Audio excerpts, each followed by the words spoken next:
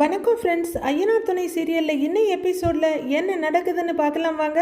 சோழனை தேடி திருவண்ணாமலைக்கு போகிறதுன்னு 3 பேரும் முடிவெடுத்துட பாண்டியன் வண்டியில் வர்றாரு. சேரனும் பல்லவனும் ஆட்டோவில் வந்து இறங்க பாண்டியன் வண்டியை நிறுத்திட்டு அவசரமாக அவரோட கடை ஷட்டரை திறக்கிறாரு. டேய் பாண்டியா, நைட்டில் மூடின கடையை திறக்கக்கூடாதுன்னு சொல்லுவாங்கடான்னு சேரன் சொல்ல, அட ஏன்ன நீ வேற, எவ்வளவு அவசரத்தில் இருக்கோம், இப்போ போய் இதெல்லாம் பேசிக்கிட்டு இருக்கிற அப்படின்னு அவர் பேசிக்கிட்டு இருக்க மறுபடியும் வானதி கால் பண்ணுறாங்க. டேய் யாரா ஃபோன்லன்னு சேரன் கேட்க, கஸ்டமர் அப்படின்னு பாண்டியன் சொல்ல, கஸ்டமர் ஏன்டா இந்த நேரத்தில் ஃபோன் பண்ணுறாங்க அப்படின்னு சேரன் கேட்டுட்டு இருக்க. அண்ணே அது ரெகுலர் கஸ்டமர்னே, அது டார்ச்சர்னே, விடுனேங்கிறாரு பாண்டியன். என் வண்டி எடுத்துட்டு முதல்ல கிளம்புங்க, இன்னொரு வண்டி உள்ளே இருக்கு, நான் எடுத்துட்டு வரேன் அப்படின்னு சாவியை கொடுக்க சரின்னு சேரன் வாங்கிக்கிறாரு. அண்ணே என் வண்டியை ஓட்டிடுவல்ல அப்படின்னு பாண்டியன் கேட்க, அதெல்லாம் ஓட்டிடு வேண்டா, நீ பார்த்து சீக்கிரமா வா அப்படிங்கிற சேரன் வாடான்னு பல்லவனை கூப்பிட, அண்ணே பார்த்து வானேன்னு சொல்லிட்டு பல்லவனும் போறாரு. பாண்டியன் ஷட்டரை திறந்து அவசரமா ஒரு வண்டியை வெளியே எடுத்துட்டு இருக்காரு. வானதி பாண்டியன் போன் எடுக்கலன்னு ரொம்ப ஃபீலிங்கோட உட்கார்ந்துருக்காங்க. சேரன் வண்டி ஓட்ட பின்னாடி உட்கார்ந்துருக்க பல்லவன், அண்ணே பயமா இருக்குனேங்கிறாரு. பல்லவா பயப்படாதடா, சோழனுக்கு ஒன்னும் ஆகாது, திரும்பி வரும்போது கண்டிப்பா அவனை கூட்டிக்கிட்டு தான் வருவோம் அப்படின்னு ஆறுதலா சொல்ல சரினேங்கிறாரு பல்லவன். பாண்டியன் வண்டி எடுத்து ஸ்டார்ட் பண்ண மறுபடியும் வானதி கிட்ட இருந்து கால் வருது. எடுத்து பார்த்துட்டு ச்சே அப்படின்னு உளர வச்சிடுறாரு. மறுபடியும் வானதி ட்ரை பண்ண மொபைல் ரிங்காக வண்டியை நிறுத்திட்டு எடுக்கிற பாண்டியன் காதுல வைக்கிறதுக்குள்ள ஹலோங்கிறாங்க வானதி. ஏய் என்ன வேணும் உனக்கு, எதுக்கு இப்போ ஃபோன் பண்ணிக்கிட்டே இருக்க அப்படின்னு படபடப்பா கத்த. கால் பண்றேன்னு தெரியுதுல்ல, எடுத்து பேசுறதுக்கு என்னவான்னு கேக்குறாங்க வானதி. நான் உங்ககிட்ட அப்புறம் பேசுறேன்னு பாண்டியன் சொல்ல, அப்புறம்னா எப்ப பேசுவேன்னு எரிச்சலா கேக்குறாங்க வானதி. ஷோ அப்படின்னு சலிச்சுக்கிற பாண்டியன் காலையில கால் பண்றேங்கிறாரு. ஏன் அதான் போன் எடுத்துட்டல, பேசுறதுக்கு என்னன்னு வானதி கேட்க, காலையில பேசுறேன்னு சொல்றேன் இல்லங்கிறாரு பாண்டியன்.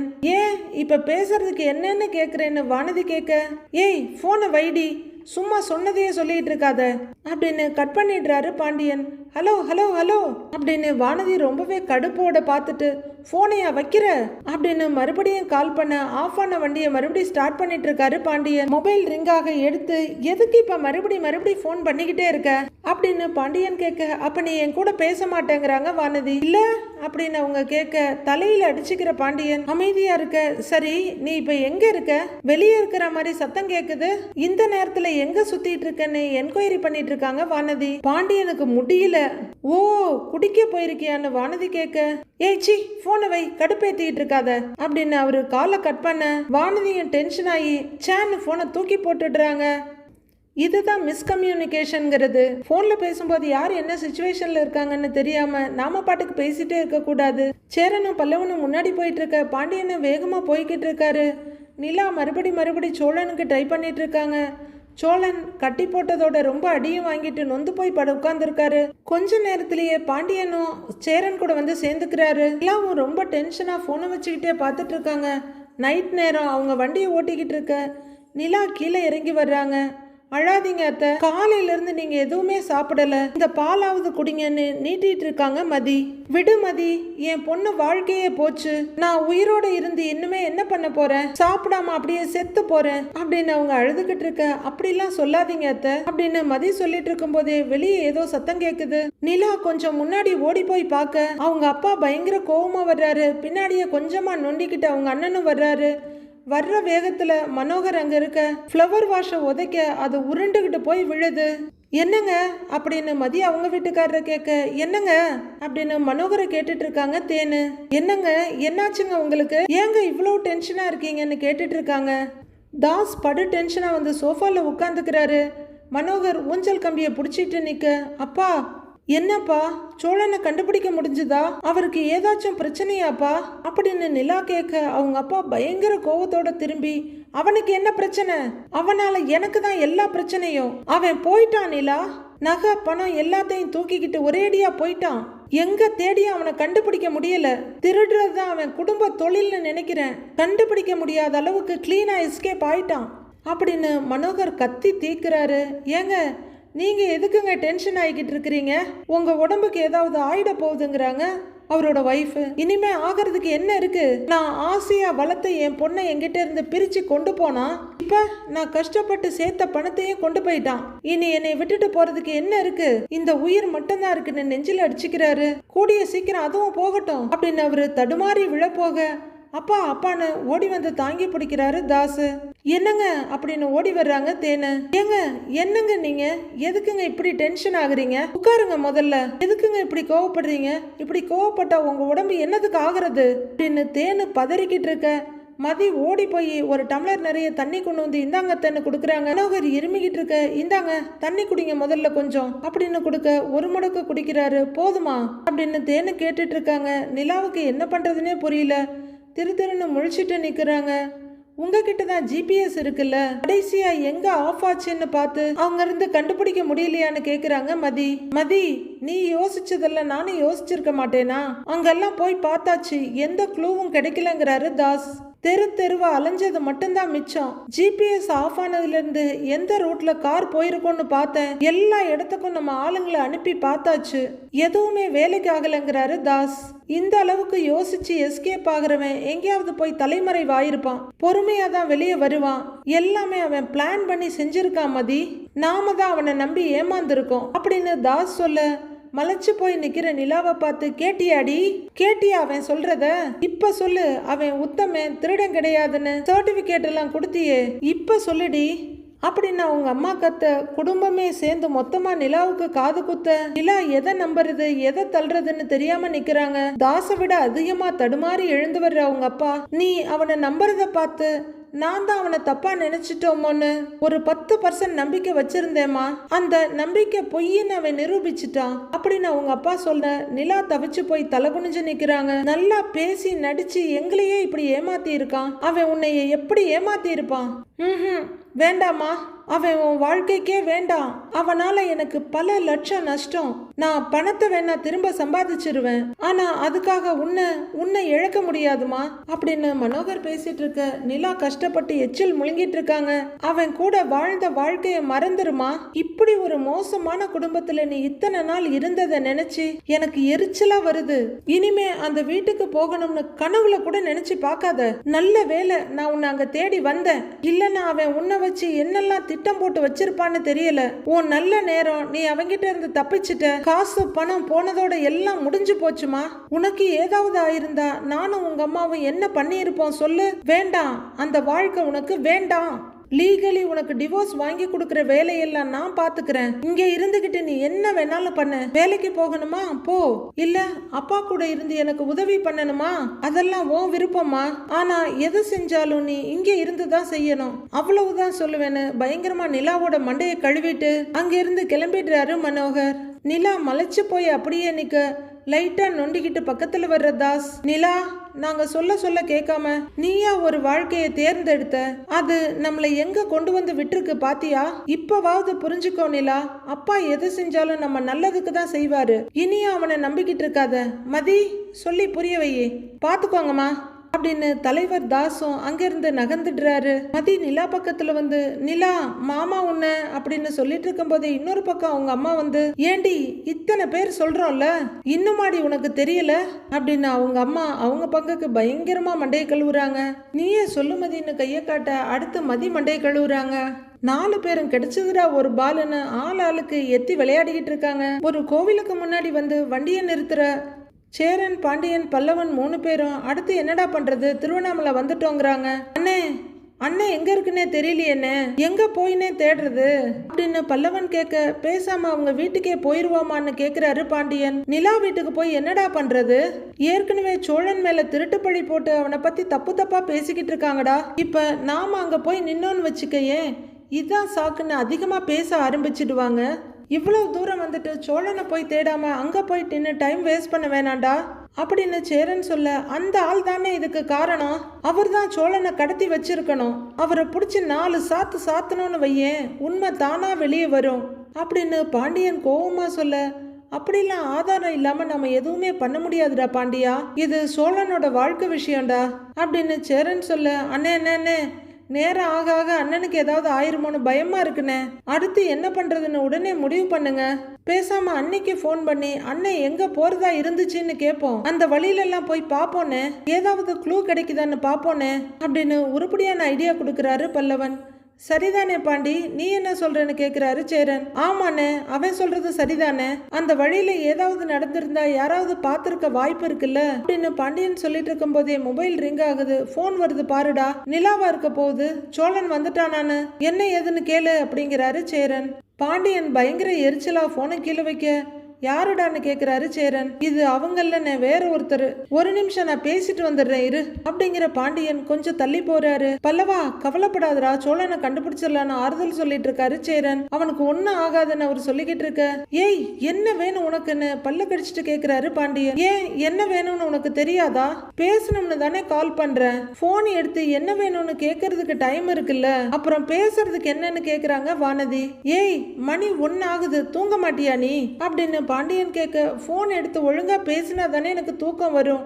நீ தான் கத்திட்டு கத்திட்டு வைக்கிற, எனக்கு எப்படி தூக்கம் வரும்னு கேக்குறாங்க வானதி. எத்தனை நாளா என்னைய உனக்கு தெரியும்? என்ன தினமும் என்கிட்ட பேசிட்டு இருக்கிற மாதிரி பேசுற அப்படின்னு பாண்டியன் கத்த. எதுக்கு இப்ப கத்துற? உங்ககிட்ட பேசணும்னு தானே ஆசையா கால் பண்ற, இப்படிதான் பேசுவியான்னு வருத்தத்தோட கேக்குறாங்க வானதி. ஏய் நான் தான் உனக்கு காலையில கூப்பிடுறேன்னு சொன்னேன்ல, மனுஷன் இருக்க டென்ஷன்ல எதுக்கடி இப்படி கால் பண்ணிக்கிட்டே இருக்கிற அப்படின்னு பாண்டியன் சொல்ல. புரிஞ்சு போச்சு, எனக்கு நல்லா புரிஞ்சு போச்சு. பேச ஆரம்பிச்சு 1 வாரம் கூட ஆகல, ஆனா அதுக்குள்ள என்கிட்ட பேசுறதுக்கு உனக்கு போர் அடிச்சிருச்சுல்ல அப்படின்னு வானதி சொல்ல.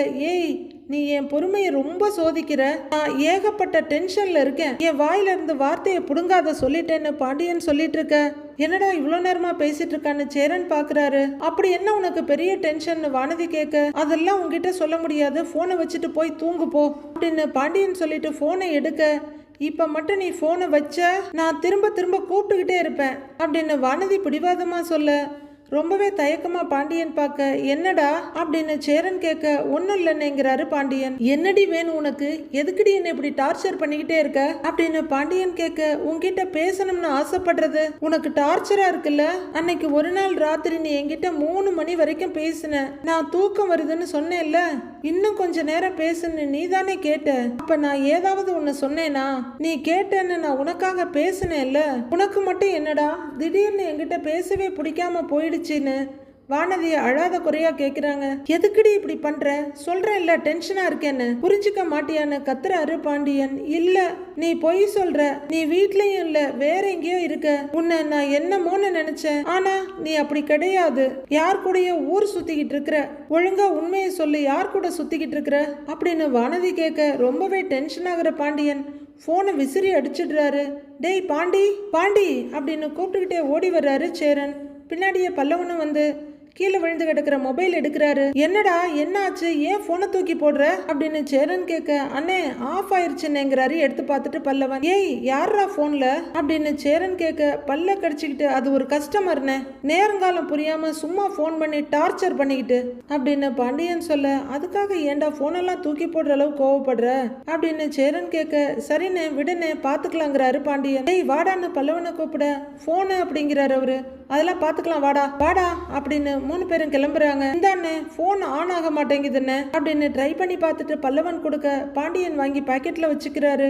3 பேரும் மறுபடி கிளம்புறாங்க.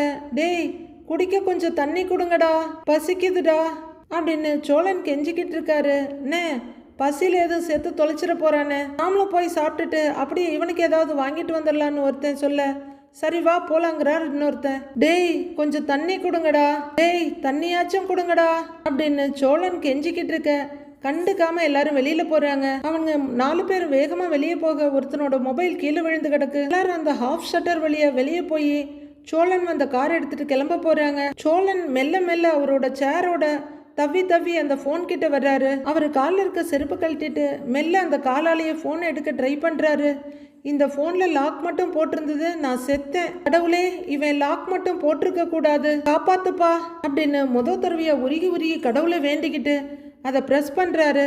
கடவுளே காப்பாத்திட்டப்பா அப்படின்னு ஆன் பண்றவரு கீபேட் எடுத்து பாண்டியன் நம்பரு 90 அப்படின்னு யோசிச்சு கால் பண்றாரு. அவரு கால் விரல்லையே நர்த்தனம் ஆடிக்கிட்டு இருக்க 3 பேரும் ரொம்பவே சீரியஸா வர்றாங்க. கால் பண்ணிட்டு டேய் பாண்டி எடுறா எடு அப்படின்னு அவர் கத்திக்கிட்டு வெளியே அங்கேயும் இங்கேயும் பயமா பார்த்துக்கிட்டு இருக்க நம்பர் சுவிட்ச் ஆஃப்னு வருது. சுவிட்ச் ஆஃபா? ஐயோ இப்போ எதுக்குடா போனை சுவிட்ச் ஆஃப் பண்ணி வச்சிருக்க? இப்போ யாருக்கு பண்றது? என்ன பண்றதுன்னு தெரியலையே, கடவுளே காப்பாத்துன்னு மறுபடியும் சோழன் வேண்டிக்கிட்டு இருக்காரு. 3 பேரும் வண்டியில வந்து ஒரு இடத்துல நிறுத்திட்டு பாக்குறாங்க. சுத்தி சுத்தி பார்க்க ஒரே இருட்டு மட்டும்தான் இருக்கு. கண்ணை கட்டி காட்டுல விட்ட மாதிரி இருக்கு அவங்களுக்கு. அண்ணே என்னன்னு ஊர்ல யாரையுமே காணோம் அப்படின்னு பல்லவன் கேட்க, ராத்திரி நேரம்டா பல்லவா, இங்க ஆளுங்களே ரொம்ப கம்மியா தான் இருக்காங்க அப்படின்னு சேரன் சொல்ல, எல்லாரும் நேரம் தூங்கிட்டு தானே இருப்பாங்க, அப்படியே யார்கிட்டயாவது கேட்டாலும் தெரியாதுன்னு தான் சொல்லுவாங்க, எல்லாம் தெரிஞ்சுதானே பிளான் பண்ணி தூக்கி இருக்காங்க அப்படின்னு பாண்டியன் சொல்லிட்டு இருக்க. சரி பேசாம சேரண்ணனுக்கு கால் பண்ணி பாப்போமா? ஒரு நம்பர் வேற, ஐயோ அவர் நம்பர் வேற எனக்கு ஞாபகத்துக்கு வரமாட்டேங்குதே அப்படின்னு மறுபடி ட்ரை பண்ணிட்டு இருக்காரு சோழன். அண்ணே இதெல்லாம் வேலைக்கு ஆகாது. இப்படியே நம்ம ராத்திரி முழுக்க சுத்திக்கிட்டு இருந்தாலும் ஒரு க்ளூவும் கிடைக்க போறது இல்ல. அந்த ஆளோட வீட்டுக்கு போய் அந்த ஆளை புடிச்சு ஒரு உழுக்குனா தானே ஏதாவது தெரியுங்கிறாரு பாண்டியன். அந்த நம்பரா தான் இருக்கும் அப்படிங்கிற சோழன் ஏதோ ஒரு நம்பரை யோசிச்சு கால் பண்றாரு. அண்ணே பேசாம அண்ணன் சொன்ன மாதிரி அண்ணி வீட்டுக்கே கிளம்பி போயிடலாமா அப்படின்னு பல்லவன் கேட்டுட்டு இருக்க சேரனோட மொபைல் ரிங் ஆகுது. அப்பா போன் அடிக்குது அப்படின்னு சோழன் சந்தோஷமா சொல்லிட்டு இருக்க எடுத்து பாக்குற சேரன் அடச்சேன்னு கட் பண்றாரு. அண்ணே யாருன்னு பாண்டியன் கேட்க, அட ஏதோ தெரியாத நம்பர்டா, நான் கூட சோழன் தான் கால் பண்றானோன்னு நினைச்சு எடுத்தேன் அப்படின்னு சொல்ல, அண்ணே எடுத்து பேசுனேங்கிறாரு பல்லவன். தெரியாத நம்பர்ரா வேண்டாம் விடு அப்படின்னு சேரன் மறுபடியும் வச்சிடுறாரு. என்னன்னு எல்லாருக்கும் நடுராத்திரிலேயே போன் வருது அப்படின்னு பல்லவன் கேட்க, ஐயோ அண்ணே எடுன்னு அப்படின்னு சோழன் தவிச்சிட்டு மறுபடி கால் பண்ண அவருக்கு ரெஸ்பான்ஸே வரல. ஐயோ ச்சே அப்படின்னு சங்கடப்பட்டுக்கிட்டே மறுதடவை கால் பண்றாரு சேரனுக்கு. சேரன் மறுபடியும் எடுத்து பார்க்க, அண்ணே யாருன்னு பல்லவன் கேட்க, மறுபடியும் அதே நம்பர் தான்டா அப்படின்னு சேரன் சொல்ல, அண்ணே ஏதாவது முக்கியமான போனா இருக்க போகுது எடுன்னு பேசுனேங்கிறாரு பல்லவன். இல்லடா அந்த செந்தில் தண்ணி அடிச்சுட்டு வேலைக்கு வந்தான்னு வேலையை விட்டு தூக்கிட்டேன். அவன் தான் வேற நம்பர்ல இருந்து வேலை கொடுன்னு போன் பண்ணி டார்ச்சர் பண்ணிட்டு இருந்தான்டா, அவனாதான் இருப்பான் அப்படின்னு சேரன் சொல்ல, ஒருவேளை செந்தில் இல்லைன்னா அட்டன் பண்ணி பேசுனேங்கிறாரு பாண்டியன். சேரன் ஆன் பண்ணிட, அப்பாடான்னு நிம்மதியா, அண்ணே நான் பேசுறது கேக்குதானே உனக்கு அப்படின்னு சோழன் பரபரப்பா கத்துறாரு. டேய் சோழா எங்கடா இருக்க நீ அப்படின்னு சேரன் கேட்டுட்டு இருக்க. 3 பேரும் பரபரப்பா பக்கத்துல நின்னுட்டு இருக்காங்க. அண்ணே அப்படின்னு அவர் கத்திட்டு இருக்க, உன்னையெல்லாம் காணோம்னு நாங்க பதறிட்டோம்டா, நீ எங்க இருக்க, உனக்கு ஒன்னும் ஆகலன்னு சேரன் கேக்குறாரு. அண்ணே இங்க இருக்க எவனோ ஒருத்தன் போன்ல இருந்து தானே நான் பேசுறேன், ஸ்பீக்கர்ல போட்டிருக்கேன்னு, அண்ணே உன் வாய்ஸ் கேட்டு யாராவது வந்துட போறாங்கன்னு அப்படின்னு சோழன் சொல்லிட்டு இருக்க. அண்ணே ஸ்பீக்கர்ல போடுங்கன்னு புடுங்கி ஸ்பீக்கர்ல போடுறாரு பாண்டியன். டேய் சோழா நாங்க திருவண்ணாமலையில தான் இருக்கோம், நீ ஒன்னும் பயப்படாத, எங்க இருக்கன்னு சொல்லு, நாங்க உடனே வர்றோம் அப்படின்னு பாண்டியன் சொல்ல, நீயும் ஏண்டா கத்துற, கொஞ்சம் மெதுவா பேசுடா, போனவங்க திரும்பி வந்துட போறான்டா அப்படின்னு சோழன் சொல்ல, சரி எங்க இருக்க சொல்லு நாங்க வர்றோங்கிறாரு பாண்டியன். எங்க இருக்கேன்லாம் எனக்கு தெரியலடா, ஆனா இன்னைக்கு நான் போயிட்டு இருக்கும் போது சில ரவுடி பசங்க என்னோட வண்டியை நிறுத்தி என்னை கடத்திட்டாங்கடா அப்படின்னு சோழன் சொல்ல, கடத்திட்டாங்களான்னு 3 பேரும் ஒருத்தர் பாத்துக்கிறாங்க. டேய் கார்ல வச்சிருந்த நிலாவோட அப்பா கொடுத்திருந்த பணம் நகையெல்லாம் அடிச்சுட்டு போயிட்டானுங்கடா, இது எந்த இடம்னே தெரியலடா, எங்கேயோ இரும்பு கம்பி மாதிரி கோட்டை மாதிரி இருக்குடா, இங்க கொண்டு வந்து என்ன கட்டி போட்டிருக்காங்கடா, அவனுங்க வெளியே போன நேரமா பார்த்து ஒருத்தனோட போன் எடுத்துதான் நான் பேசிக்கிட்டு இருக்கேன்டா அப்படின்னு சோழன் சொல்ல, சரி உன்னால நீ இருக்கிற இடத்தோட லொகேஷனை அனுப்ப முடியுமான்னு கேக்குறாரு பாண்டியன். டேய் கையை காலெல்லாம் கட்டி போட்டு வச்சிருக்காங்கடா, நானே இந்த போனை காலெல்லாம் ஆன் பண்ணி தான்டா பேசிக்கிட்டு இருக்கேன் அப்படின்னு சோழன் சொல்ல, சரிடா கோவப்படாத, அவங்க வண்டி எப்படி போச்சுன்னாவது பாத்தியான்னு கேக்குறாரு. அது திருவண்ணாமலையில தான்டா, ஆனா திருவண்ணாமலையில அந்த ஜங்ஷன் இருக்கும்ல, அந்த மெயின் ஜங்ஷன்டா, அதுல அப்படியே ரைட் எடுத்து கொஞ்ச தூரம் அப்படியே ஸ்ட்ரைட்டா வரணும், அதுக்கப்புறம் ஒரு லெஃப்ட் வரும், அதுக்கப்புறம் ஸ்ட்ரைட்டா வந்தீங்கன்னா ஒரு யூ டர்ன் வரும், அதுல வந்து லெஃப்ட்ல அப்படியே வந்தேன்னா ஃபேக்டரி வந்துரும்டா, அங்க தாண்டா என்ன அடைச்சு வச்சிருக்கானுங்க அப்படின்னு சோழன் ரூட் சொல்ல 3 பேருமே குழம்பி போய் நிக்கிறாங்க. டேய் எப்படியாச்சும் வந்துருங்கடா ப்ளீஸ்டா பாண்டியா, என்னால இன்னும் எவ்வளவு நேரம் சமாளிக்க முடியும்னு தெரியலடா அப்படின்னு சோழன் சொல்ல, டேய் நாங்க உடனே வர்றோம், நீ ஒன்னும் பயப்படாதங்கிறாரு பாண்டியன். சர்ரா அப்படின்னு சோழன் சொல்லிட்டு இருக்க, அடியாளுங்க வெளியே போன கார் திரும்பி வர சத்தம் கேக்குது. உடனே சோழன் காலை டிஸ்கனெக்ட் பண்ணிட ஹலோ ஹலோ அப்படின்னு சேரன் கூப்பிட்டுட்டு இருக்காரு. கால் கட் ஆயிடுச்சு அப்படின்னு பாண்டியன் சொல்ல யாரோ வந்துட்டாங்க போல அப்படின்னு சேரன் சொல்றாரு. அண்ணே அண்ணே அதான் அண்ணன் இருக்க இடம் சொல்லிடுச்சுல்ல, வானே கிளம்புவானே வானே அப்படின்னு பரபரக்கிறாரு பல்லவன். டேய் அடைச்சு வச்சிருக்காங்க கட்டி வச்சிருக்காங்கல்ல எதேதோ சொல்றான்டா, பயமா இருக்குடா அப்படின்னு சேரனும் சொல்ல அண்ணே வானே கிளம்பலாம் அப்படின்னு பல்லவன் அவசரப்படுத்த கிளம்புனே அப்படின்னு பாண்டியனும் வண்டி எடுக்கிறாரு. அடியாளுங்க 3 பேரும் உள்ளர வர்றத பாக்குற சோழன் டக்குன்னு கால் கிட்ட இருக்க மொபைலை தூரமா தள்ளி விடுறாரு. ஆனா அதை ஒருத்தன் பார்த்துடுறாரு.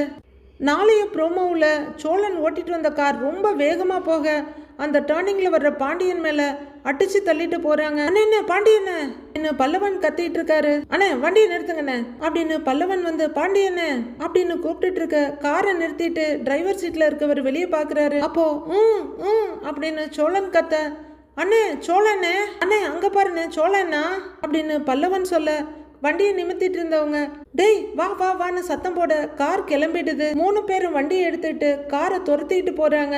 வண்டியை நிறுத்துங்கடான்னு பாண்டியன் பயங்கரமா கத்துறாரு. ஆனா கார் பயங்கர ஸ்பீடா போய்கிட்டே இருக்கு. அடுத்து என்ன நடக்குதுன்னு நாளைக்கு பார்க்கலாம் ஃப்ரெண்ட்ஸ்.